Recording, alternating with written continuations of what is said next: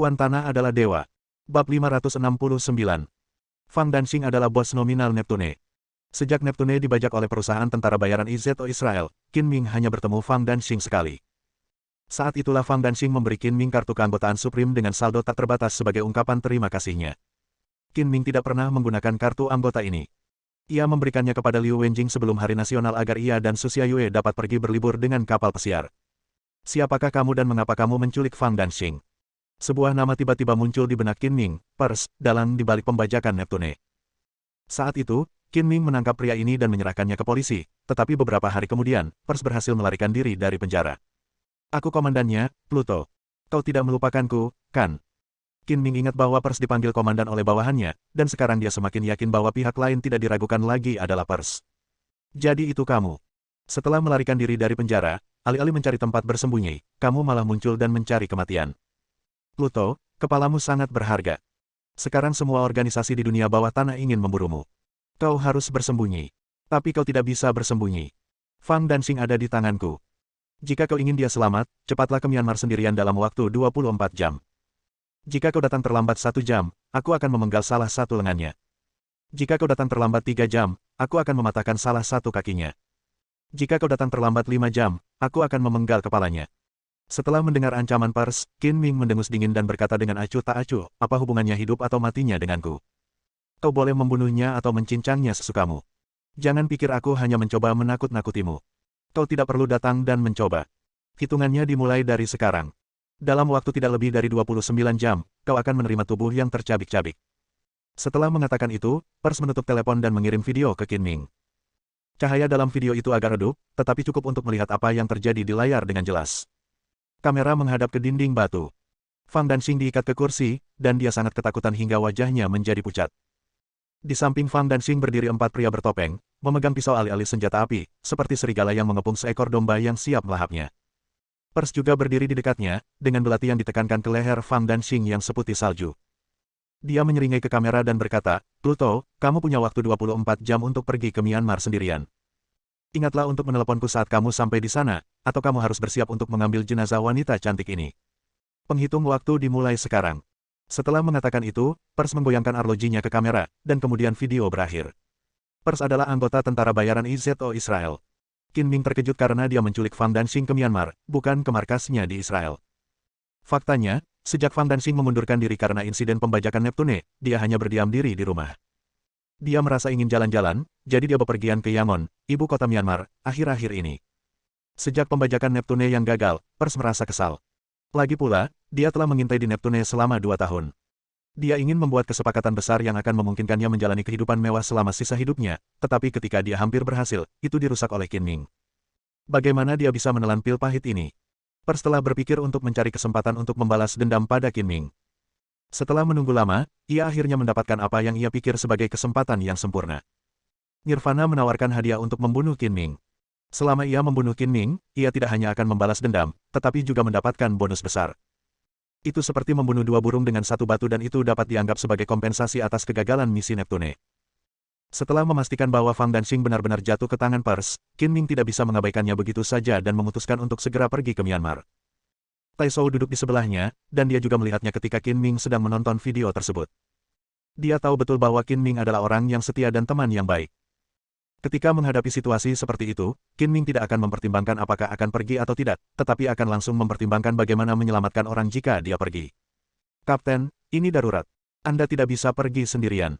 Anda harus membawa lebih banyak orang. Hanya ada 5 orang di sisi lain. Aku bisa menangani mereka dengan mudah. Tidak perlu merepotkan saudara-saudara Kuanglong. Seperti yang dikatakan Tai Shou, ini adalah periode yang luar biasa. Qin Ming tidak ingin membawa serta anggota tentara bayaran Kuanglong dan bersiap untuk pergi sendiri. Dalam video tersebut, Pers tidak mengatakan bahwa dia adalah tentara bayaran IZO Israel, jadi Tai Shou tidak tahu siapa yang mengancam Qin Ming, tetapi pihak lain pasti siap menunggu Qin Ming jatuh ke dalam perangkap. Kapten, saya tahu Anda sangat cakap, tetapi lebih baik aman daripada menyesal. Lebih baik tidak mengambil risiko sendirian. Baiklah, dengarkan nasihatnya dan makanlah sepuasnya. Aku akan bicara dengan Bai Long nanti. Qin Ming berpura-pura mendengarkan nasihat Tai Shou. Dia tidak ingin melanjutkan topik ini. Dia menoleh ke Su Qiuyang dan berkata, aku akan meninggalkan Pulau Naga Gila. Apa ada yang ingin kau katakan kepada keluargamu? Ketika Su Qiuyang meninggalkan rumah, dia berbohong bahwa dia akan bekerja di tempat lain dengan seorang teman dan tidak mengatakan bahwa dia akan pergi ke luar negeri. Saya menelepon ke rumah 2 kali sebulan, dan saya tidak punya apapun untuk dikatakan. Berlatihlah dengan baik, aku punya harapan besar padamu. Qin Ming menepuk bahu Su Qiuyang dengan kuat, lalu melanjutkan, temanku telah diculik, waktunya hampir habis, aku harus pergi ke Bailong untuk membahas tindakan pencegahan, jadi aku tidak akan menghiburmu. Kapten, cepatlah pergi. Aku akan berusaha sebaik mungkin untuk melatih Xiao Yangzi, kata Tai Shou. Qin Ming mengangguk. Dia tidak membawa banyak barang, jadi dia keluar dari ruangan. Setelah berpisah dengan Tai Shou, Qin Ming tidak pergi mencari Bailong, tetapi menemukan orang yang bertugas dan mengirimnya keluar dari Pulau Naga Gila dengan helikopter. Meskipun Qin Ming bukan lagi pemimpin Pulau Naga Gila, reputasinya tetap ada. Staf yang bertugas tidak mengajukan pertanyaan terperinci dan mengirim Qin Ming keluar dari Pulau Naga Gila dengan helikopter hingga ke Guam. Karena ekonomi Mikronesia yang terbelakang, tidak ada penerbangan langsung ke Myanmar, jadi Qin Ming hanya dapat transit di Guam. Guam bukan bagian dari Mikronesia. Guam terletak di ujung paling selatan Kepulauan Mariana. Guam adalah wilayah inkonstitusional Amerika Serikat, pintu gerbang ke Mikronesia, dan tujuan wisata yang terkenal di dunia. Wilayah yang tidak konstitusional, juga dikenal sebagai wilayah yang tidak memiliki pemerintahan sendiri, merujuk pada wilayah yang dipercayakan kepada suatu negara oleh Perserikatan Bangsa-Bangsa. Guam dipercayakan kepada Amerika Serikat dan mengikuti kepemilikan wilayah tersebut berdasarkan hukum internasional, bukan konstitusi AS. Saat Qin Ming turun dari helikopter, hari sudah malam. Dia memberitahu orang yang mengirimnya kembali untuk memberitahu Bailong bahwa dia akan pergi ke Myanmar untuk melakukan bisnis, dan dia bisa bertanya kepada Tai Shou apa yang akan dia lakukan.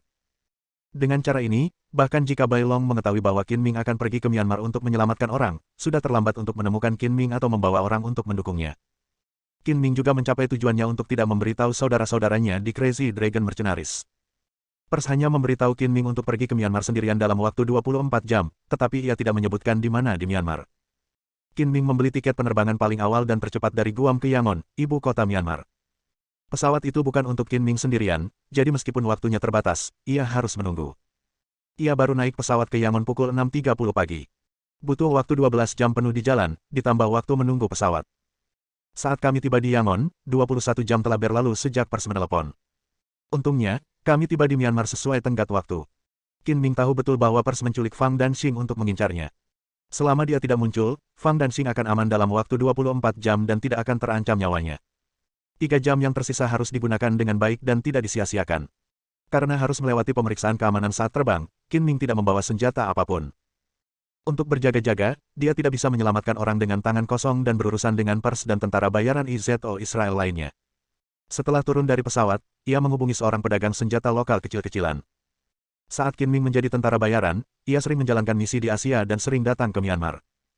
Ia mengenal daerah tersebut, jadi mudah baginya untuk menemukan beberapa pedagang senjata. Selain itu, persenjataan Myanmar sangat melimpah, sehingga relatif mudah untuk membeli senjata dan perlengkapan.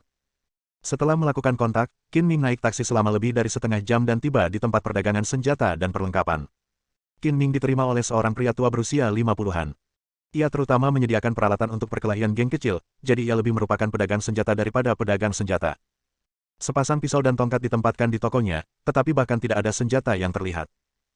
Ketika Qin Ming meminta untuk membeli senjata, lelaki tua itu membawa Qin Ming ke ruang bawah tanah di belakang toko, di mana terdapat 2 baris pistol dan senapan otomatis, yang semuanya merupakan model yang agak lama.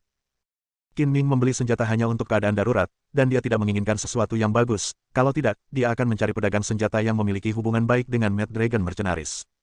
Dia secara acak memilih 2 pistol dan selusin magasin penuh peluru. Setelah membayar uang dan meninggalkan toko penjual senjata yang tidak mencolok itu, tersisa kurang dari 2 jam hingga waktu yang disepakati dengan pers. Qin Ming kemudian menghubungi nomor yang digunakan pers untuk menelepon. Saya sekarang di Yangon. Apa yang Anda inginkan agar saya melepaskan Fang Danxing? Segera ambil mobil dan kendarai di sepanjang jalan raya menuju Sungai Irrawaddy. Hubungi aku saat kau sampai di sungai. Hanya tersisa 2 jam hingga waktu yang disepakati. Jika kau tidak bisa sampai di sungai dalam waktu 2 jam, aku akan tetap membunuh Fang Danxing. Pers berkata dengan dingin dan menutup telepon. Sungai Irrawaddy adalah sungai terbesar di Myanmar, mengalir melalui Myanmar bagian tengah dan terletak di sebelah barat Yangon. Dikombinasikan dengan lingkungan video, sebuah ruangan batu yang redup, Qin Ming memperkirakan bahwa pers menyembunyikan Fang Danxing di sebuah tambang emas terbengkalai di tepi sungai, dan tempat itu sepi, sehingga sangat cocok untuk membunuh dan menghancurkan tubuhnya. Mendapatkan mobil adalah hal yang mudah bagi Qin Ming. Ia berkeliling daerah itu dan mendapatkan mobil tua, lalu keluar dari Yangon dan menuju ke Sungai Irrawaddy. Perjalanan memakan waktu hampir 1 jam. Ketika mereka tiba di sungai, Qin Ming menelepon Pers dan berkendara di sepanjang sungai selama setengah jam lagi sebelum tiba di area pertambangan emas yang terbengkalai. Seperti dugaan Qin Ming, Pers menyembunyikan Fang Danxing di sebuah tambang emas yang terbengkalai. Ada sebuah bukit di dekat jalan di depan, tidak terlalu tinggi. Ada 7 atau 8 orang bersenjata lengkap yang berjaga di dekat pintu masuk tambang. Qin Ming memperkirakan masih ada orang yang bersembunyi di tambang dan sekitarnya. Bagaimanapun, Qin Ming seorang diri telah menghancurkan rencana pembajakan kapal Pers di Neptune dan membunuh lebih dari 20 tentara bayaran. Pers telah secara pribadi merasakan kekuatan Qin Ming, jadi dia sudah siap kali ini dan pasti akan menyiapkan pertempuran besar. Bab 570. Qin Ming terbang dari Guam pukul 6 pagi. Perjalanan itu memakan waktu 12 jam dan sudah lewat pukul 6 sore ketika ia tiba di Myanmar. Ditambah waktu yang dihabiskan untuk membeli senjata dan mengemudi, hari sudah gelap ketika ia tiba di tambang emas terbengkalai di Sungai Irrawaddy. Suasana hening di sekitar, kecuali suara derasnya sungai. 2 api unggun dinyalakan di muara tambang emas yang terbengkalai, dan sosok-sosok manusia terlihat di bawah nyala api yang berkelap-kelip. Lingkungan yang gelap ini tidak memengaruhi penglihatan Qin Ming. Dari kejauhan, dia melihat 7 atau 8 orang di pintu masuk tambang, dan mereka bersenjata lengkap. Qin Ming segera memperlambat laju mobilnya, memindahkan gigi ke posisi gigi 1, lalu menggunakan sarung jok, kunci pas, dan benda-benda lain di dalam mobil untuk membetulkan setir dan pedal gas, sehingga mobil dapat terus melaju tanpa ada yang mengemudi, sehingga membingungkan pandangan musuh. Setelah selesai, Qin Ming menggunakan kemampuannya untuk berbaur dengan kegelapan dan menghilang begitu saja. Dia dengan cepat membuka pintu mobil dan melompat turun. Di bawah kegelapan, dia dengan cepat bergerak menuju tambang. Pintu masuk ke tambang emas yang terbengkalai itu dijaga oleh seseorang, jadi Qin Ming tidak bisa begitu saja masuk dari pintu masuk, karena itu hanya akan membuat musuh waspada. Begitu Pers tahu dia telah tiba, segalanya akan menjadi sulit, lagi pula, pihak lain punya sandera. Jika Pers mengancam Qin Ming dengan sandera secara langsung, Qin Ming harus mempertimbangkan keselamatan Fang Danxing dan akan diikat. Itulah sebabnya Qin Ming berencana untuk menyelinap masuk tanpa ada yang memperhatikan dan melancarkan serangan guntur. Qin Ming diam-diam berjalan di sekitar tambang emas dan menemukan sumur pelarian cadangan 100 meter di sebelah kiri pintu masuk dan keluar utama. Hanya ada 2 orang yang menjaganya. Pada saat yang sama, Qin Ming juga menemukan bahwa ada banyak orang bersembunyi di tempat-tempat gelap dan tersembunyi seperti di gunung dekat pintu masuk tambang utama tambang emas dan di balik beberapa pohon. Namun, orang-orang ini tidak dapat melihat Qin Ming yang tidak terlihat. Mereka semua menatap dengan mata terbuka lebar dan menjadi waspada, tetapi mereka tidak menyadari apapun. Qin Ming, bagaikan hantu, diam-diam bergerak di belakang 2 penjaga di pintu keluar tambang. Tangannya terentang seperti cakar hantu dari dunia bawah dan mencengkeram leher kedua pria itu secepat kilat. Sebelum kedua lelaki itu sempat berteriak, tenggorokan mereka sudah diremukkan dan mereka pun mati. Qin Ming memegang kedua orang yang kurang beruntung itu dengan masing-masing satu tangan, dengan lembut membaringkan mereka di tanah, berpura-pura tertidur, dan kemudian dengan cepat memasuki kepala sumur cadangan. Kedua orang malang itu terbunuh, dan mereka pasti bisa melihat petunjuknya setelah mereka berjalan mendekat, jadi Qin Ming punya waktu yang sangat terbatas untuk melancarkan serangan diam-diam untuk menyelamatkan mereka, dan dia harus bertindak cepat. Qin Ming berlari sepanjang terowongan tambang dengan kecepatan tercepatnya, meraba-raba jalan menuju poros tambang utama. Pers telah menempatkan anak buahnya terutama di pintu masuk gua dan ruang tambang tempat Fang Danxing dipenjara. Tidak ada seorang pun di dalam terowongan, jadi jalannya tidak terhalang. Saat hendak melangkah maju, Qin Ming tiba-tiba berhenti dan berpegangan pada dinding batu di sudut sebuah gua, karena di lorong sekitar sudut itu terdapat 6 orang pria yang memegang senapan mesin ringan, menjaga sebuah ruangan batu dengan pintu besi. Ruang batu ini adalah tempat Fang Danxing dipenjara. Pers juga ada di sana. Selain 4 perampok bertopeng yang muncul dalam video, ada juga seorang pemuda berusia 20-an dengan wajah Asia. Pemuda itu jelas mulai tidak sabar. Ia terus memainkan pistol di tangannya dan berkata kepada Pers, "Mengapa orang yang kau sebutkan belum juga datang? Aku sudah menunggu sepanjang sore. Kuharap penantianku tidak sia-sia." Menurut panggilan telepon sebelumnya, dia sudah tiba di Sungai Irrawaddy. Berdasarkan waktu, dia seharusnya segera tiba di sini. Usanda, harap bersabar dan tunggu sedikit lebih lama. Pers berkata dengan sopan dan sabar. Di Myanmar, menambahkan di depan nama merupakan istilah yang sopan, yang berarti, Tuan, bukan berarti nama keluarga orang tersebut adalah Wu.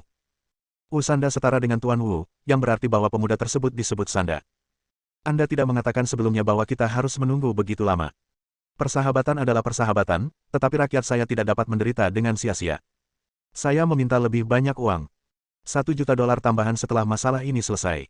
Sanda mengambil kesempatan untuk menaikkan harga. Uang bukan masalah.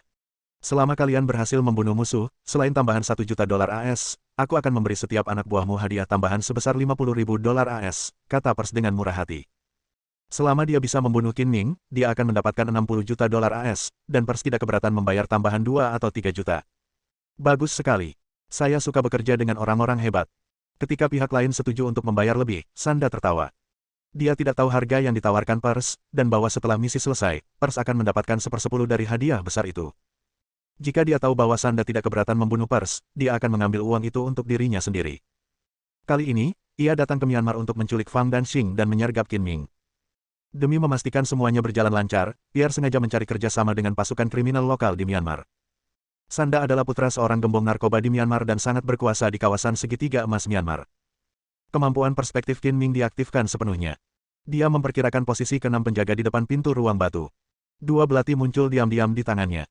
Dia tiba-tiba melompat keluar, satu di masing-masing tangan, secepat kilat. Keenam pengawal itu hanya merasakan hembusan angin yang bertiup entah dari mana, dan tiba-tiba sebuah sosok muncul di depan mereka. Tepat saat mata mereka pusing dan sebelum mereka sempat bereaksi sama sekali, luka panjang dan tipis muncul di leher mereka. Qin Ming lewat seperti embusan angin, melambaikan tangannya, belati itu secepat kilat, dan darah berceceran. Saat Qin Ming melewati keenam orang itu dan bergegas ke pintu ruang batu, keenam penjaga yang berdiri tampak tidak percaya, jatuh ke tanah dengan terhuyung-huyung, dan meninggal. Qin Ming membunuh orang dengan sangat cepat sehingga sulit untuk dilihat dengan mata telanjang. Itu seperti tembakan cepat. Dalam sedetik, pisaunya jatuh dan 6 mayat tertinggal. Itu sangat mengerikan. Dang, dang, dang. Qin Ming mengambil senapan mesin ringan milik penjaga tanpa menunda dan mengetuk pintu besi ruang batu. Ada apa? Pria bertopeng yang paling dekat dengan pintu berjalan mendekat sambil membawa pistol. Ia mengira penjaga di luar pintu sedang ada urusan, jadi ia membuka pintu dengan santai. Lagi pula, ia tidak mendengar suara perkelahian atau tembakan, dan tidak ada yang mengira Qin Ming telah tiba. Begitu pintu terbuka sedikit, Qin Ming menendangnya dengan kuat. Seluruh pintu besi itu terbang dan menghantam pria bertopeng itu dengan keras, membuatnya pingsan. Dadada, dadada. Gerbang besi terbuka lebar, dan Qin Ming menarik pelatuknya dengan cepat. Peluru melesat seperti tetesan air hujan, kepala manusia meledak, dan cairan merah dan putih memercik. Fang Danxing diikat di kursi dan jelas lebih pendek setengah kepala dari pria bertopeng yang berdiri. Qin Ming menembak kepala pria bertopeng itu tanpa peduli. Serangkaian peluru melesat, menewaskan ketiga pria bertopeng lainnya di ruangan itu. Brengsek. Pers bereaksi cukup cepat. Melihat gerbang besi ditendang hingga terbuka dan mendengar suara tembakan, dia bahkan tidak melihat siapa yang datang. Dia mengulurkan tangan dan meraih Sanda di sampingnya, menghalanginya di depannya, dan tangannya yang lain dengan tergesa-gesa meraih pistol. Reaksi cepat terhadap bahaya itu menyelamatkan nyawa Pers untuk sementara. Peluru itu melesat dan mengenai Sander. Memanfaatkan perlindungan perisai daging, Pers segera mengeluarkan pistolnya dan menarik pelatuknya. Sanda lahir dalam keluarga bandar narkoba. Ia telah terpapar dunia narkoba sejak kecil. Dalam hal kelicikan dan kekejaman, ia pikir ia tidak kalah licik dari orang lain. Namun, ia tidak menyangka akan dijadikan tameng oleh Pers. Sudah terlambat baginya untuk melawan. Peluru yang datang dengan cepat meledakkan kepalanya, dan ia sudah sangat tidak berdaya. Peluru yang terbang itu melambat di mata Qin Ming. Pada saat kritis, Qin Ming terbang ke samping. Dengan cara ini, Pers, yang bersembunyi di belakang Sanda, terekspos ke dalam pandangannya. Di udara, dia menarik pelatuk dan peluru itu menyembur keluar seperti ular api. Semuanya terjadi terlalu cepat, tidak ada waktu untuk bereaksi. Pers cukup waspada, tetapi masih belum cukup cepat. Dia mencoba menerkam Fang Danxing dan mengancam Fang Danxing untuk menjadi jimat penyelamat hidupnya, tetapi dia selangkah terlalu lambat. Peluru yang bersiul mengenai dada, pinggang, dan perutnya. Dia jatuh ke tanah sambil menjerit, sekarat. Dia tidak memiliki kekuatan untuk melawan dan hanya bisa menunggu untuk mati. Kau pikir kau bisa membunuhku? Jangan terlalu bodoh dan naif. Qin Ming mencibir dengan jijik dan melangkah maju perlahan seperti kucing yang bermain dengan tikus. Kau. Pers jelas merasakan hidupnya akan segera berakhir. Ia sangat tidak rela dan kesal. Darah terus mengalir dari mulutnya, membuatnya sulit untuk mengucapkan kalimat lengkap. Aku tidak menyangka setelah semua perhitunganku, hasilnya akan seperti ini. Ini disebut NOZONODIE. Aku takut mengotori tanganku setelah mengirimmu ke barat. Tunggu saja kematian. Setelah mengatakan itu, Qin Ming menginjak tangan kanan Pers yang memegang pistol dan memutar jari-jari kakinya, menyebabkan serangkaian suara patah tulang. Pers melolong lagi. Telapak tangannya remuk dan perlawanannya karena rasa sakit menarik lukanya. Darah mengalir dari mulut, hidung, dan lubang peluru di tubuhnya. Dia tidak bisa bernapas dan teriakannya tiba-tiba terdengar. Matanya terbelalak dan dia meninggal. Fang Danxing tertegun, tatapannya kosong dan kosong, dia tidak tahu harus berbuat apa. Bos Fang, apa kabar? Mereka tidak menyakitimu, kan? Qin Ming terlalu malas untuk menatap Pers lagi. Dia melangkah 2 langkah dan melepaskan tali yang mengikat Fang Danxing. Pada awalnya, Pers mengintai di Neptune, bukan hanya karena dia menunggu kesempatan untuk membuat kesepakatan besar, tetapi juga karena dia jatuh cinta pada Fang Danxing. Pers memiliki rencana yang sangat bagus untuk menculik Fang Danxing. Dia menggunakan Fang Danxing sebagai ancaman dan umpan, dan membuat rencana yang matang untuk membunuh Qin Ming. Setelah itu, dia membawa Fang Danxing pergi dan mendapatkan uang serta orangnya. Namun, ternyata itu hanya khayalan dan dia bahkan kehilangan nyawanya sendiri. Itu juga karena dia menyukai Fang Danxing sehingga setelah menculiknya, Pers tidak menyakitinya dan memberinya makanan lezat 3 kali sehari. Semenit kemudian, Fang Danxing tersadar dan berkata dengan kaget, "Tidak ada yang serius, aku hanya takut." "Jangan takut, aku akan mengurus semuanya. Pelakunya sudah mati, dan yang lainnya hanyalah sampah dan tidak ada yang perlu ditakutkan. Aku akan membawamu pergi." Qin Ming menghibur. Meskipun tidak terluka, kebebasan pribadi Fang Danxing sangat dibatasi. Tangan dan kakinya mati rasa karena diikat. Setelah dia berdiri, kakinya menjadi lemah dan dia hampir jatuh. Qin Ming buru-buru membantunya. Suara tembakan berkumpul di dalam gua dan menyebar keluar. Meskipun orang-orang yang menjaga pintu masuk tambang tidak melihat apa yang terjadi dengan mata kepala mereka sendiri, mereka tahu sesuatu telah terjadi dan bergegas menyusuri lorong untuk memeriksa situasi. Tambang emas yang ditinggalkan ini tidak besar, dan hanya ada beberapa lorong yang digali. Jika Qin Ming bergegas keluar bersama Fang Danxing, mereka pasti akan berhadapan langsung dengan orang-orang yang bergegas datang. "Ikuti aku dengan seksama." Qin Ming setengah menopang dan setengah memeluk Fang Danxing dengan tangan kirinya, memegang pistol di tangan kanannya, dan berjalan keluar dari ruang batu, berniat untuk keluar melalui pintu masuk tambang cadangan. Namun, tidak lama setelah dia keluar, Qin Ming mendengar suara langkah kaki berlari bergema di dalam gua. Bersambung.